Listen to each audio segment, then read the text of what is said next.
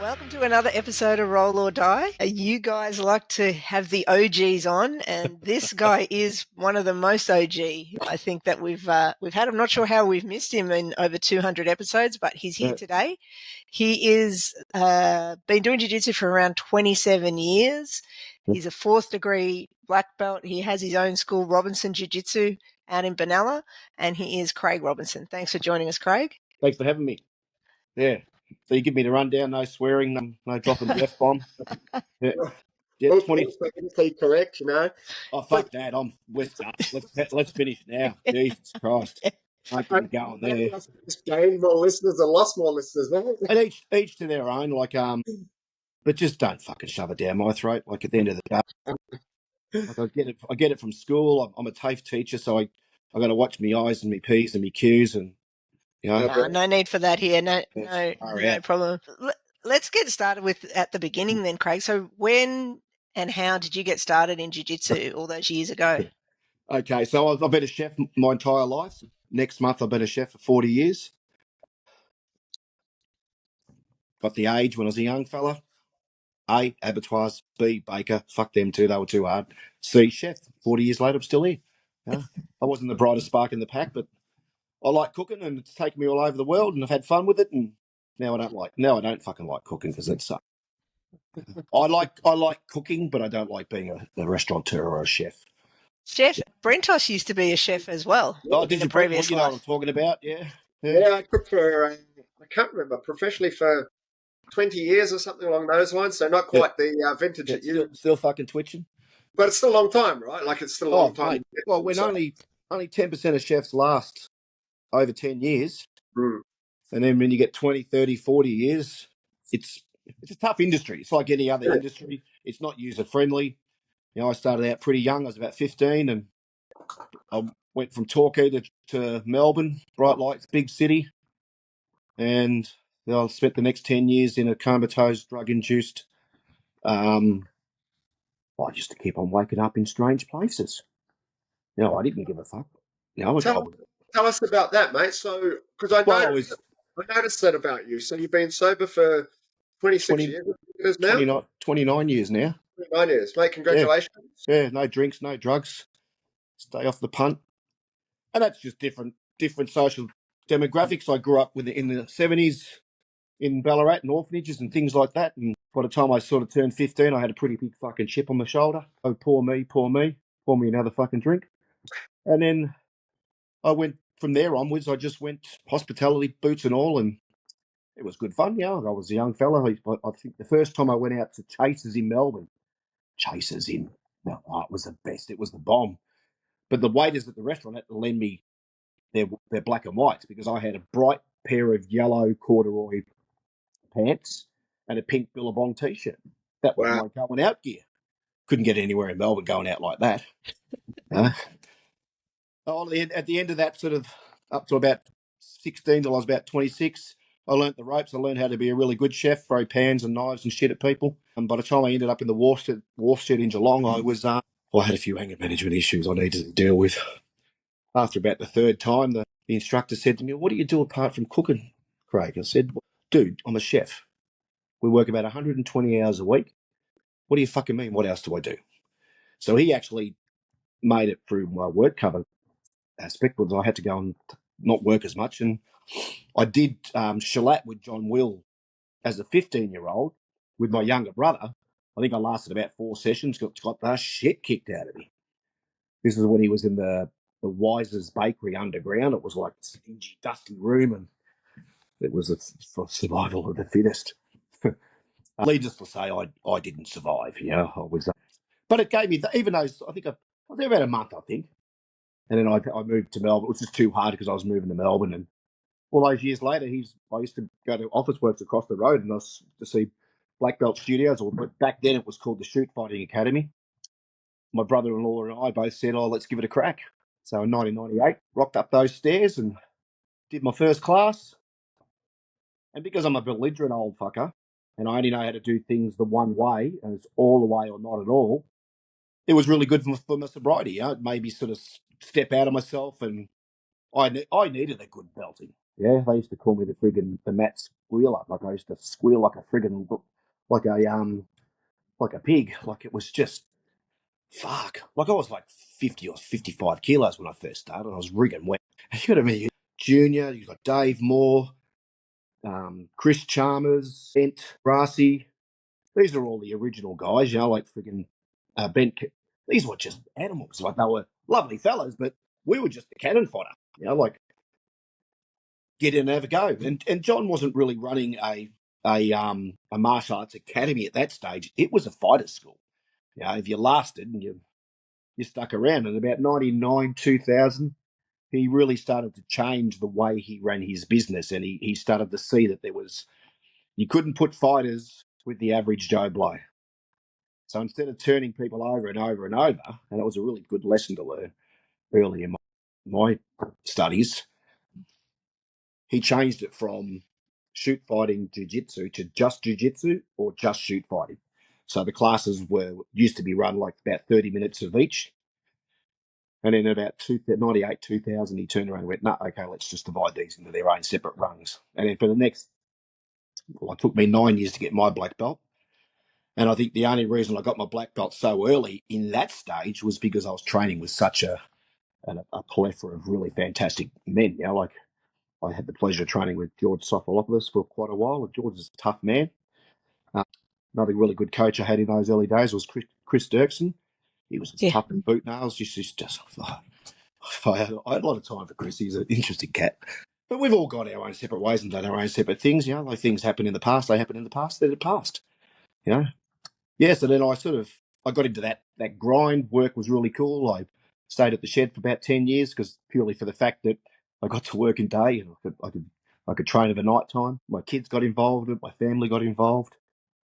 And then so I got my black belt in 2007, and I was an avid competitor, but I was also, this is in the early days, like when like the belt divisions used to be to a weight category. Like there weren't enough purple belts and enough brown belts.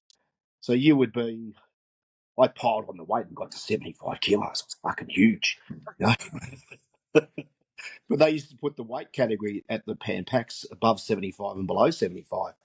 So I used to have to fight blokes like Big Mick Wilson, like I was a midget. There's an old brown belt footage on the internet with him and me. Go away. Sorry, I can't talk. It's like this, but I still love. I've always had that competitive streak in me, And then once I got my black belt, I trained with John I was the senior coach for the intermediate team for about 10 years, 10, 11 years. And then I decided I wanted to go off and have a crack at being a coach myself. So I sat down with John and we worked out what was the best way to do that without impeding his business and enabling me to fly on my own.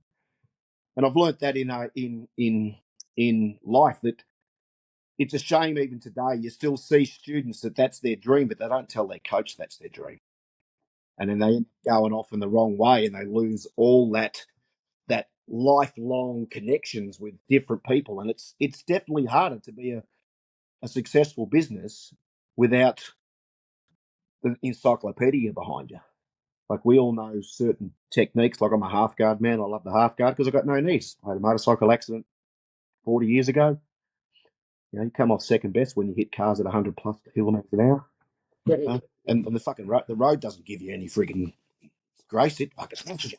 So I've got degenerated spine. I've got frigging rheumatoid arthritis. All the good shit at 55. But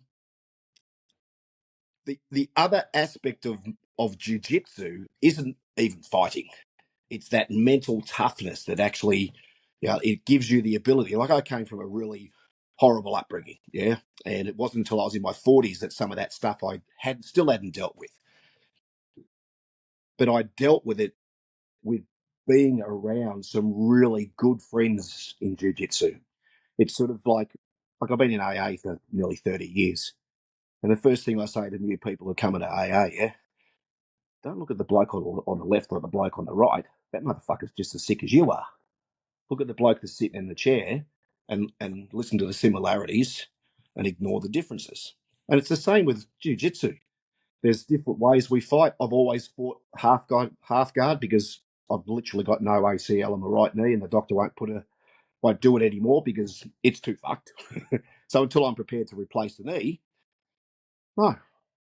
Because I've seen other mates have had knee replacements and they're never the same. So these are all the sort of injuries that you'll get over a career, whether it's football, whether it's jiu-jitsu, whatever. If you stick at it as long as we have now, at my age, it's more about, I love coaching today. Yeah, like I love the technicality of looking at techniques and answering questions and going, oh shit, how do I do that? Because I'm also one of those believers that jiu-jitsu is for everyone, but you've all got to find your own way of how it suits your body. Like I have about 100 students between two clubs, so Benalla and Mansfield, and probably half of those are kids. Have a really good kids program that runs in both Benalla and Mansfield, and that's fantastic because you really see the kids, and the predominant kids that come in these days are kids that have bullied at high school, bullied at primary school. Our government agencies still don't have that under control. Social media is atrocious. So I really teach kids empowerment. And I think the biggest difference, what I've learnt in the last 10 years, is I've really gone back to those old-fashioned basics of what I learned off John, is self-defense. Like my predominant type of teaching I do is in self-defense. I've sort of gone away from the sports jiu-jitsu. We still do a lot of sports jiu-jitsu, still train like in the gi and no gi. But I just find that, especially like our class in Mansfield, my two senior students are about to run a 7-week program for effective self-defense for women, because we have today's society is just. I'd like to know the stats of why we've got so many domestic violence issues and where they come from, yeah. And also the other side of the coin, that too, is that it's a two-edged sword, isn't it? You've got domestic violence and you've got men's mental health. With what is it? Something like 235 men die a day in the world from their own hands.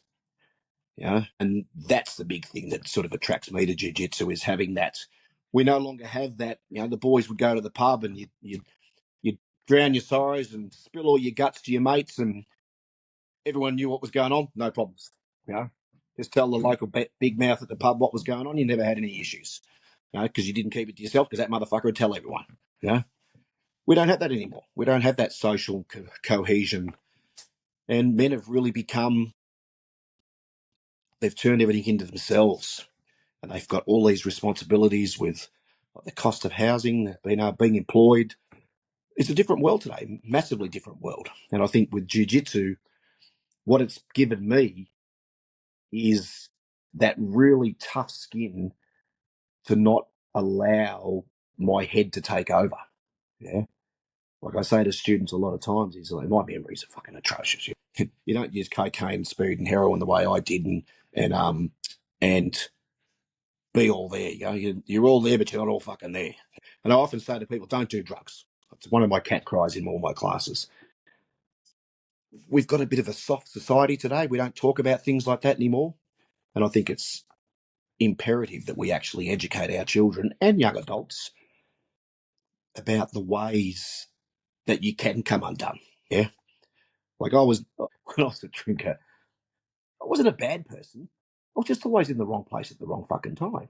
You know, like I was living in Cairns. I went from Torquay to Melbourne to Cairns. So I went from population 3 million and something in Melbourne to number 64 in Daintree, 1987. Yeah, so that's where my sort of life took me up to that way. And I was always in blues and scuffles, but I sort of was a tough kid. I sort of learnt my way around things. I couldn't fight my way out of a wet paper bag. You know, like it was throw the washing in and just scare the shit out of people. But up there, it was literally called, Cairns was literally called the Barbary Coast, because it was just barbaric. It was the end of the bitumen ran out at Daintree. From there onwards, it was see you later. So learning my trade and my craft, and then coming back to Geelong and having a family and settling down, and then really sort of finding that home that I got at John Will's shoot fighting. Then it turned into Black Belt Studios. Now it's Red Cat, yeah. And the culture that he teaches on his mat it's a great culture. It's something you can really, it's like a test and tag, being you do the same thing yourself. For me today in jiu-jitsu, I'm not one of those coaches that says to my students, oh, you can't go train anywhere else. You can train anywhere. Anyone can come and train with us for free. We don't charge for casual mats. If you're a black belt, you're free. If you're a brown belt, you're free. If you're a purple belt, you're free. If you're a blue belt, we'll think about it. Brent's a blue belt. Depends how crazy they are. There are some people as well. Yeah, but sometimes they're a bit twisted. A couple of things here, Craig. So, sure. Kim will have something as well, probably after this one. But you hear a lot from jiu-jitsu people where they sit there and they say, like, jiu-jitsu saved my life. Like, I don't have that story. Jiu-jitsu didn't save my life. It's enhanced my life. It's made my life better. I've met some phenomenal people and continue to do so today. But it didn't save my life. Did it save yours? Is that kind of weird? Like, do you think that, or just a passing on? I think AA saved my life, but what jiu-jitsu enabled me to do is feel comfortable in my own skin. That when I went out in the real world, there was that extra layer of protection. Yeah, because you learn some really phenomenal skills in any martial arts. So I never ever turn away. Like when a student comes to my school and they've got a blue belt on, I honour that blue belt because both himself and another person has put all their effort into that belt, into that purple belt, into that brown belt. Like at my school, I have an AET black belt running Benalla with the kids. I have a Peter Sabine, Ivan Radic black belt in Mansfield. Like we open to everyone. We don't care. At the end of the day, the bottom line is we're beating the shit out of each other and loving it. Yeah. But answering that question, to a certain extent, it put me on a straighter path than had I not gone to jiu-jitsu. I think I would have been one of those Bible bashing friggin' nutcases that was, you've got to do this sort of crap. And I've never been that sort of person. As you grow and you learn, you be an instructor. Like I learned a phenomenal amount of how to deal with people through jiu-jitsu. I had to because my fucking mouth says shit that my brain is thinking before I know it. It's out. It's the way it is. So I think to a certain extent, it certainly put me on the greater path of being able to live life on life's terms. And I'm fun. Oh, fucking right. Here we go. I'm going to end there's going to be some bark come off today. Because when I started training, I would travel on holidays and I used to say to my ex-wife, like we'd get the map out and where we're going to go travel with for the month's holidays with the kids. If it didn't have a taekwondo school or a wrestling school or maybe a jiu-jitsu school or somewhere where I can train, we wouldn't fucking go. I used to go to, what was his name? I had this bloke in Coffs Harbour, Diamond. I think his name was Phil Diamond. He was a lovely fella. I used to go and train with him. I think I was a white belt and he hadn't done jiu-jitsu, but the fucking bastard leg locked me. Back, I didn't know what leg locks were. They were something we didn't do. They were really frowned upon. Leg locks, bloody. I used to love the scissor leg takedown. That was banned because people's thighs bones tended to break. Well, what do you do? And I'd travel. I'd go and travel to Cairns, Brisbane. I used to train up there with Matt Cooper. He's an out there cat. I love Matt and Vince Perry. So these were all guys that were in part of our affiliation. Darren, at the Bean black belt. We both got our black belts about the same time at Samson Jiu Jitsu in Brisbane. I go roll with him. And people would actually do a seminar like, oh, fucking, I'm a blue belt. But then again, there weren't many blue belts around, And it was, I'm what would be classified the second tier of the original guys that came through. So the guys that came through before me were the guys that were the ones that were doing their training with Peter and John. Pete went off his own way. John had his core guys. And then from a national perspective, you got Adam Metcalf in Western Australia, Matt Kagula, Vince Perry, Joe Perry in Queensland. Who else was there? Clay up there. Yeah.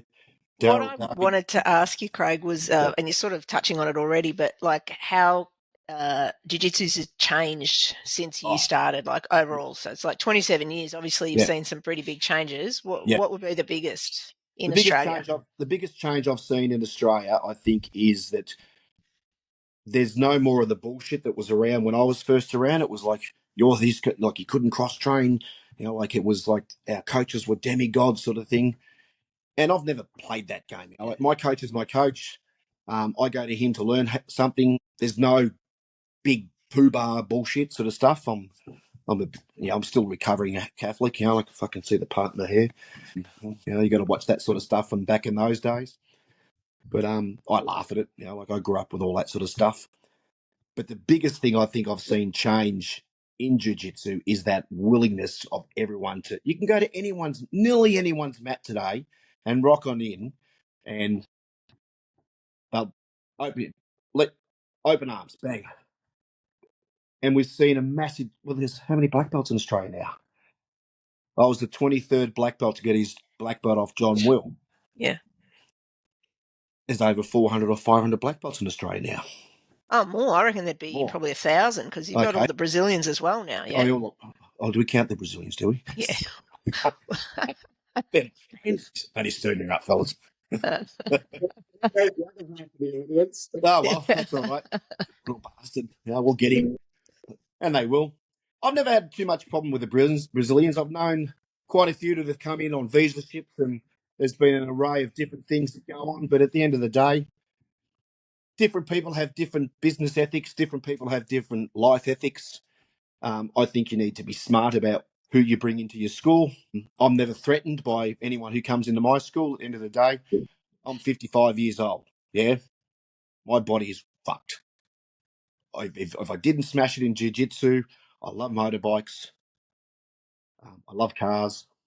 When you hit things in motorbikes, you don't bounce. But jiu-jitsu on the other side of that coin has actually given me the ability to have a lot more fun. I only ride road bikes now, so it's my time out, bang, jump on, off you go. If you can find somewhere where you can be a little more free and easy. Not too many places these days. Always race on the track, of course. That's where my mental health goes. Like you've got to have time to take out space for yourself, And as a coach, I love coming back to Geelong because I have, like Grady and Emily. Grady's one of my black belts. We've got probably about a half a dozen black belts in our affiliation now, our little affiliation. But on a Monday night every second week, I'll be training with between 6 and 9 black belts, 2 or 3 brown belts, 3 or 4 purple belts, 4 or 5 blue belts that want to come along. And you just watch the game. Like I've watched these guys over the last 10 years that have trained with me. And, mate, they're just unbelievable. Because you're going to get all these, like, us old dudes. I'm an old dude grappler, yeah? Fundamentals, squash the living shit out of you on side control. And I love doing half-guard sweeps. Like friggin', that's my game, Because why? Because I'm fucking 55 and I'm old and I'm unfit and I need to hide underneath, yeah? That's what you do. Well, what do you want me to go underneath? Well, do you want me to go on top and squash you? I'm 105 kilos and I know how to put the 105 kilos. I share the love. It's and jiu-jitsu has changed so much. Like you look what Craig Jones has done for jiu-jitsu in Australia and Lockie Giles and all these other dudes that came before them, But I think those guys have really changed the playing field. It is a completely different game, Like you get out, like I used to be scared shitless of Frank Baker, Like it's like fuck that fucking 10th planet stuff. Like and I went roll with Frank and his crew and everything, and it's not much different to what we do. Yes, there's all different names and it's different entries and different stuff. But at the end of the day, if you've got a good fundamentals in your game and you've got a good top half game and a good bottom game, you overcome. Because what I've learnt today is a lot of the old school stuff. Like, where did I go the other day? I went somewhere. I trained somewhere the other day, and they said, "Fuck, you're an old school dude. Can you show us how to do this, this, and this?" And I'm going, "What the fuck are these guys on about? Old school? Yeah, I'm old school. I started learning jiu-jitsu when some of these guys weren't even born. And yeah, I love a good guard pass. I'm not active. I can't jump over, like Dave Hart calls me the fat cunt, like fucking, because I am a fat cunt. I'm going to use everything I possibly can. I went and trained at his school a few Tuesdays ago. They all tailed me up. I had a ball, and I can do that, like, and then one of the students, one of the purple parts, he goes, I noticed that you did this thing and you looked on your side. He goes, what was that for? And what did I say? You must have seen something I didn't. Because I just fell on my ass. They got this whole upside down inverted friggin' game. My back's too fucked to do stuff like that. Like my students ask to do it, but I can't. I can only do what I can do. I think if you're looking at jiu-jitsu as a career today, that's one of the biggest things that has changed now. Look how many guys that are actually doing jiu-jitsu as a career. How many guys are on the six-figure income? And it's not like it was 25 years ago where it was near on impossible. You only had people like John, or I don't know how Peter ran his school, but I assume he's still around, so he would have obviously made decent money out of it. John Donahue was early around. Then you had what's his name? Paulo Ramirez. He came down to the Pan Packs. I used to love watching him. He was a show.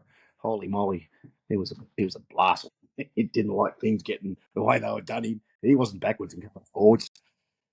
But we've now sort of really diversified into a good income. Like I look at Melbourne, $70 to $75 a week. Holy moly! But you've got wrestling, you've got jiu-jitsu, you've got Samba wrestling, you've got freestyle wrestling, you've got judo. Then they'll also throw in Muay Thai. They'll also have a gym. Coaches have really invested in their schools. It's no different to me being a restaurateur. I own a restaurant. It's a big investment. Like I look at my restaurant, if that burnt down, it would cost us $500,000 to $600,000 just to fill it with equipment, let alone the building. Over COVID, I think. Oh, someone's cat's going. Over COVID, you look at how many businesses really did their nuts. Quite a few schools closed down, which is a shame. But I think from the overall perspective, jiu-jitsu and MMA in Australia is really healthy. I like to go down to Bones and train with Regan Neo down there. Regan's one of my old students. I started with him and Ross Dello, the white lion. I've known Roscoe for as long as I've been training. We've been good mates. And we all have different paths and different journeys of where to go. So, yeah, to a certain extent, if you look at it, probably jiu-jitsu did certainly help with my business life. But I can't say unequivocally that it's saved my life. Because without AA, I wouldn't have learned how to stop drinking and drugging and punting, and learn how to be the lovely fellow I am today. So another thing, Craig, so people who listen to the show, obviously they're all we are all trying to get better at jiu-jitsu, whether we're 105 kilos and just trying to play hard, you're still trying to improve, or, like I started when I was 45. So everything for me is an improvement. Getting on the mats every day is an improvement, right? Yeah. So what sort of advice would you give to people that want to not necessarily achieve success in jiu-jitsu, but gradually get better and to stay on the mats? What advice would you give?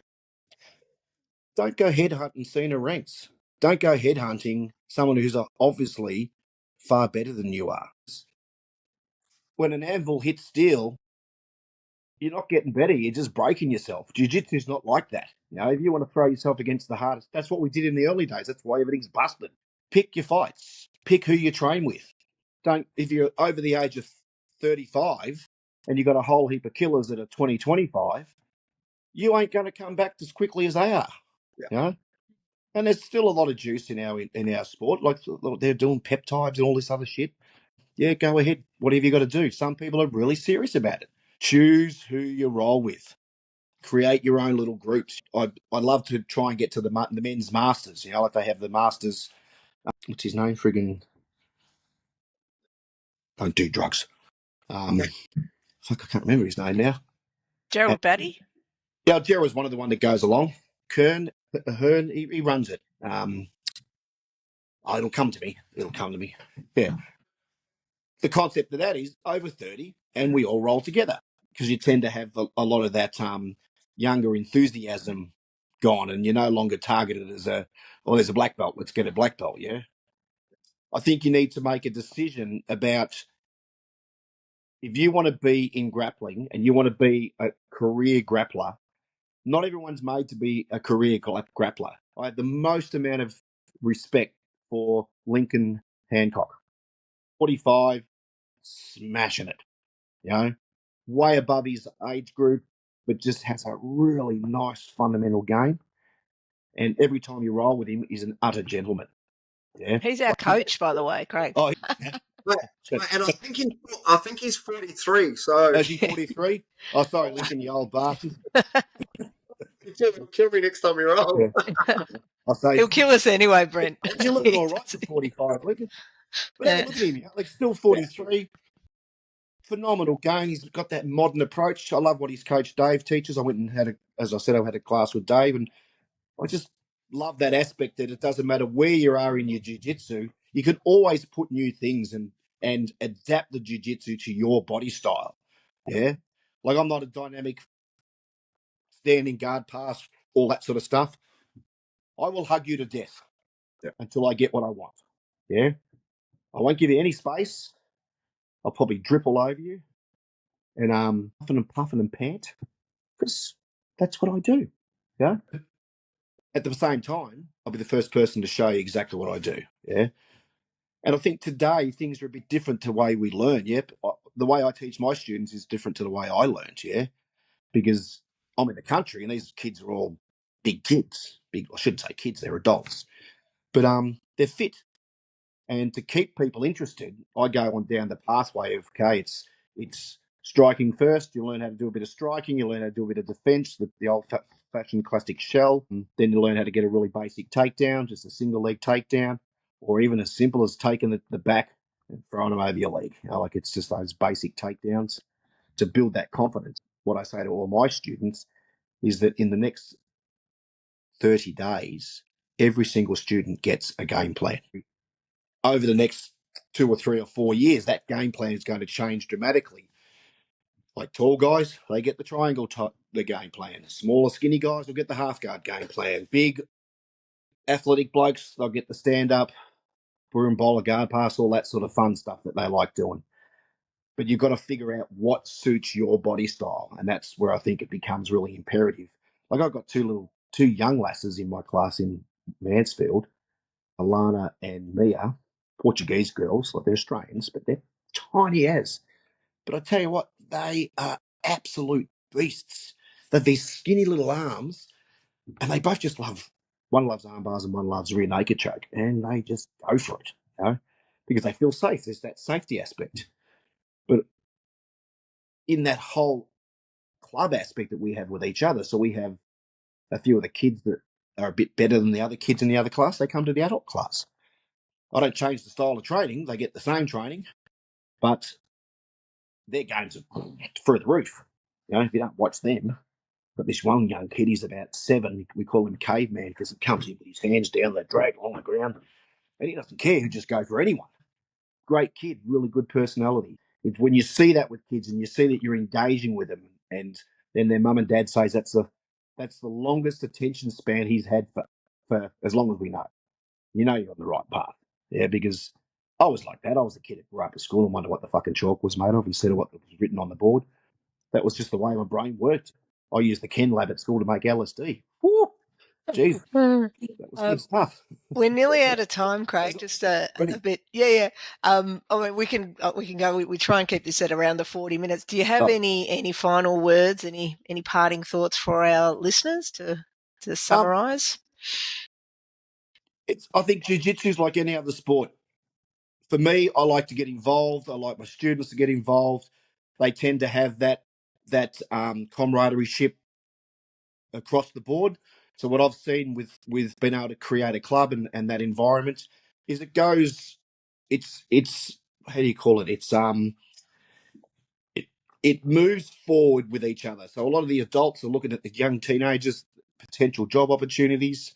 It's that whole family community environment aspect. Yeah? There's not a wrong way to do jiu-jitsu. Body is completely different. You just need to find your little groove and stick at it.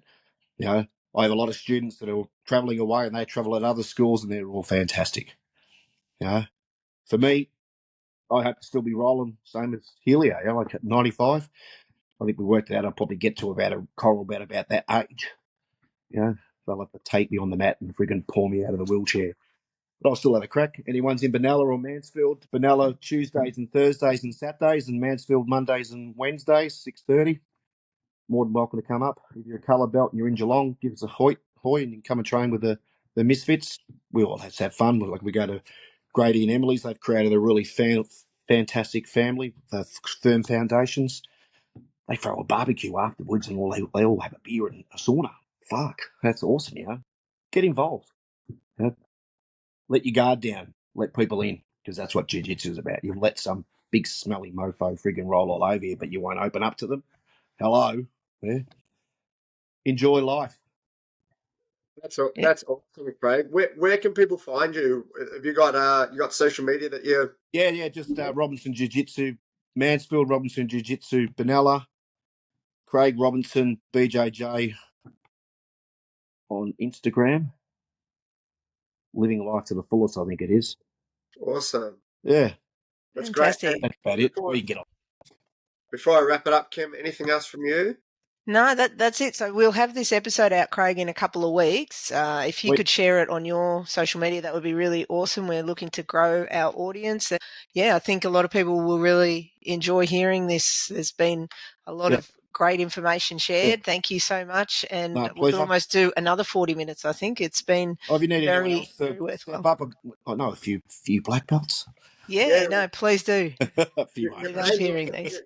Name dropped a few, so we might go back and listen to this and write a few of those names down. Michael Johnson, Dave Moore, Yep.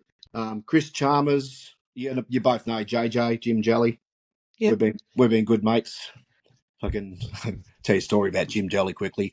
Met him. Yeah. He was working in the training sector, and he said, "Oh, how long are you going to be doing this for, chef?" I said, "Probably fucking die here." Yeah.